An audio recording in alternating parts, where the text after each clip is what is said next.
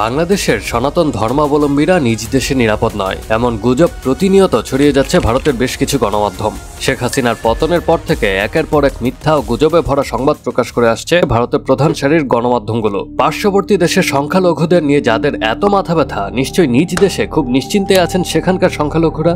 সংখ্যার দিক থেকে তৃতীয় মুসলিম প্রধান দেশ ভারত। ইন্দোনেশিয়া ও পাকিস্তানের পর ভারতেই সবচেয়ে বেশি মুসলমানের বসবাস। 147 কোটি জনসংখ্যার দেশে মুসলিমরা সংখ্যালঘু। দেশটিতে মুসলিম জনসংখ্যা 20 কোটি ও হিন্দু জনসংখ্যা 115 কোটি। ভারতে কেমন আছেন মুসলমানরা, তাই আজ আমরা জানবো হোয়াটস দ্য ট্রুথ চ্যানেলের এই ভিডিওটিতে।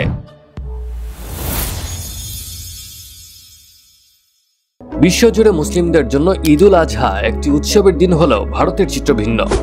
এই দিনটি ভারতীয় মুসলিমদের জন্য একটি ভয়ের দিন, কারণ গো হত্যার অভিযোগ তোলে কট্টরপন্থীরা প্রায় প্রতি বছরই মুসলিমদের উপর করেন ভয়াবহ নির্যাতন। 2024 সালের 25শে জুন ভারতের মুসলিমদের নিয়ে আল জাজিরায় প্রকাশিত একটি প্রতিবেদনের শিরোনাম দেওয়া হয় ঈদ মানেই শোক। এছাড়াও ইন্ডিয়ান আমেরিকান মুসলিম কাউন্সিলের একটি প্রতিবেদন অনুযায়ী ঈদের প্রস্তুতি নেওয়ার সময় প্রায় 100-এরও বেশি হিন্দু উগ্রবাদী মুসলিমদের বাড়িঘরে আক্রমণ করে। মুসলিমরা গরুর মাংস খেলে বা ঈদে গরু কোরবানি দেওয়ার চেষ্টা করলে তারা আক্রমণ করে। অথচ বিশ্বের শীর্ষ গরুর মাংস রপ্তানিকারক দেশের তালিকায় ভারতের অবস্থান কত সেটি কি জানেন? গরুর মাংস রপ্তানিতে ভারত দ্বিতীয় অবস্থানে রয়েছে। তার মানে কি বিষয়টি এমন হয়ে দাঁড়াচ্ছে না যে রপ্তানির সময় গো হত্যা করা পাপ না, কিন্তু কোনো মুসলমান তাদের ধর্মীয় কারণে কোরবানি করলেই শুধু পাপ?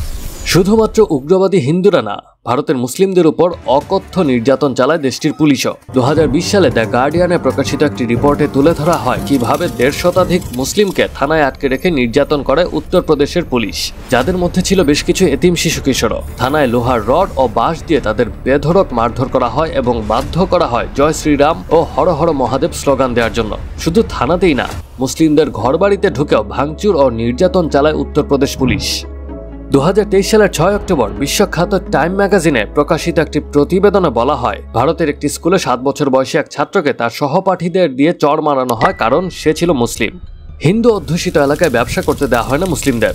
আল জাজিরা ও হিউম্যান রাইটস ওয়াচের প্রকাশিত একটি ভিডিওতে দেখা যায় কিভাবে ভারতের বিভিন্ন অঞ্চলে জয় শ্রীরাম স্লোগানের সাথে সাথে বুলডোজার দিয়ে গুড়িয়ে দেওয়া হচ্ছে মুসলিমদের দোকান। একসময় সাম্প্রদায়িক দেশ হিসেবে পরিচিত থাকলেও নরেন্দ্র মোদীর বিজেপি ক্ষমতা আসার পর থেকে তারা হিন্দুত্ববাদ প্রতিষ্ঠায় নেমে পড়ে আর একের পর এক মুসলিমদের উপর নির্যাতন শুরু করে। টাইম ম্যাগাজিনের প্রতিবেদনে বলা হয়েছে কিভাবে পাঠ্য বইয়ের ইতিহাস থেকে ভারতীয় উপমহাদেশে মুসলিমদের অবদানের কথা মুছে ফেলে শুধুমাত্র হিন্দুদের অবদানের কথা তুলে ধরা হয়। এছাড়াও একের পর এক মসজিদগুলোকে ভেঙে সে জায়গায় মন্দির নির্মাণের প্রকল্প হাতে নিয়েছে ভারতীয় প্রশাসন। ভারতের একটি প্রাচীন ও ঐতিহ্যবাহী মসজিদ ছিল বাবরি মসজিদ, সেই মসজিদ ভেঙে দিয়ে নির্মাণ করা হয় রাম মন্দির। এছাড়াও জ্ঞানবাপী মসজিদ, আলমগীর মসজিদ, শাহী ঈদগাহ, আতলা মসজিদ সহ আরো বহু মসজিদে রয়েছে এই তালিকায়। সম্প্রতি দাবি করা হচ্ছে ভারতের বিখ্যাত আজমির শরীফ নির্মিত হয়েছে শিব মন্দিরের জায়গায়। একের পর এক বাংলাদেশের সনাতন ধর্মাবলম্বীদের নির্যাতন নিয়ে মিথ্যা বানোয়াট ও গুজব ছড়িয়ে আসছে ভারতের সংবাদ মাধ্যমগুলো, কিন্তু নিজেদের দেশের সীমান্তের ভেতরেই অনিরাপদ রয়েছে মুসলিম সংখ্যালঘুরা, অথচ এই নিয়ে কোনো উচ্চবাচ্য নেই তাদের। সম্প্রতি মাইক্রোসফটের একটি প্রতিবেদনে উঠে এসেছে যে বিশ্বে অসত্য সংবাদ প্রকাশের শীর্ষে রয়েছে ভারত।